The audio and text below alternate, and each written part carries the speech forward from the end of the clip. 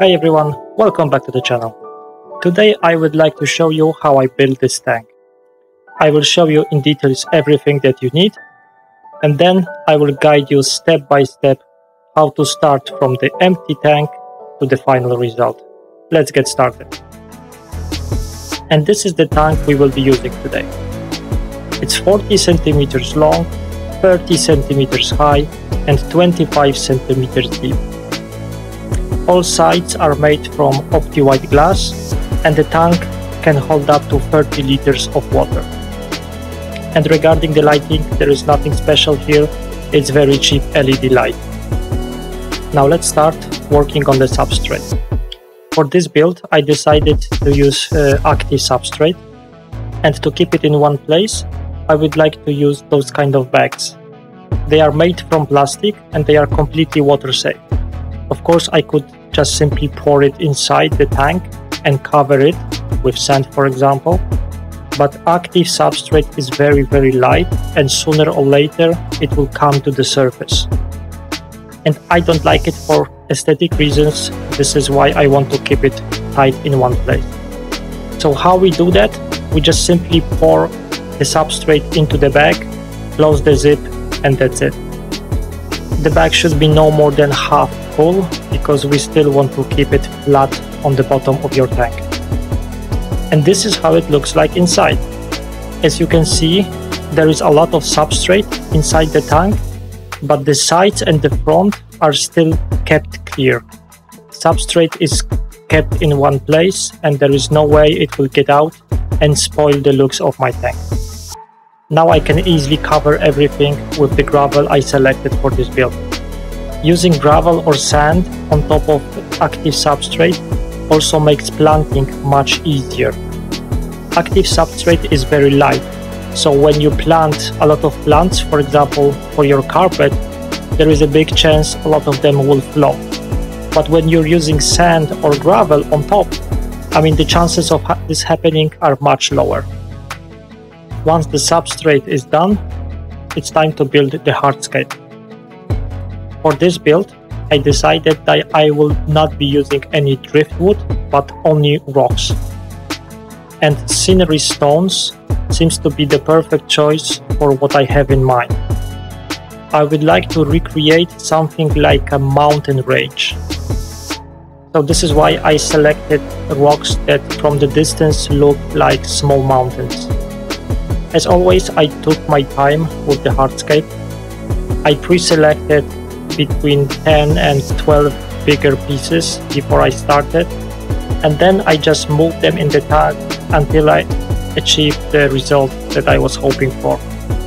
And when you're moving your rocks, it's very often also a good idea to move your light, because you should play with the shadows that rocks are casting on the rest of your tank. By simply moving your light a little bit, you can completely change the look of your tank. Okay, I think we are ready for some planting. And I will be starting from bigger plants that come in pots. Staurogyne repens will come to the left side, and Lobelia cardinalis to the right one. I believe that both those plants are very good for the tank of that size. They can grow very dense if you take care of them, and they are really not that demanding. Next one on the list is one of my favorite crypts, which is parva. This is a fantastic plant if you would like to include more details into your scape. And it's actually very easy to plant and take care of. You can break bigger plant into very small pieces and just plant it all over your tank. I'm planning to have a carpet in this tank, and parva is a great way to make it look more interesting. It's also a good plant to put in the places when you have a lot of shade. For carpet in this tank I will be using Monte Carlo. With carpets, what you want to do is split your plant into very small portions and then plant it all over the place. At the beginning it doesn't look good, but in few weeks or months it will look very dense and very green. at least let's hope so. I'm saying this because the quality of the plant that I received wasn't great, if I'm honest. I saw small parts that were rotted, but I tried it in the past and it worked for me, so I'm giving this another go. And finally, we are ready for the star of this tank, which is Rotala hra.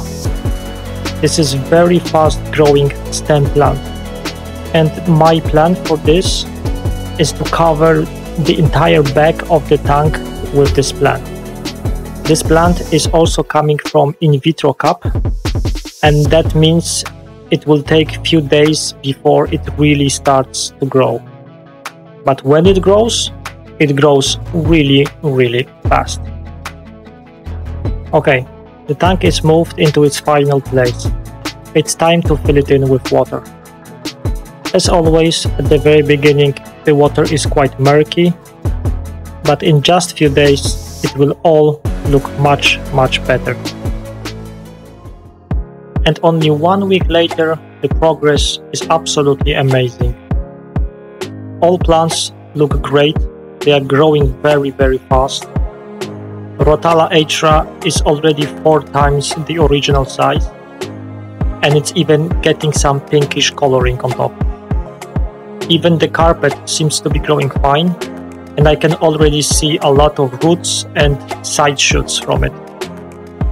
Right now, all I have to do is wait, and very soon we're going to be ready for the first trimming session. This tank is not done yet, but it's definitely going into the right direction. If you would like to see the final result, when I shape the plants in the way I want, please consider subscribing, because I'm planning to show you everything that I'm doing with this tank. If you like the video, please consider leaving a like, it really helps me out. And for now, thank you very much for watching. Take care.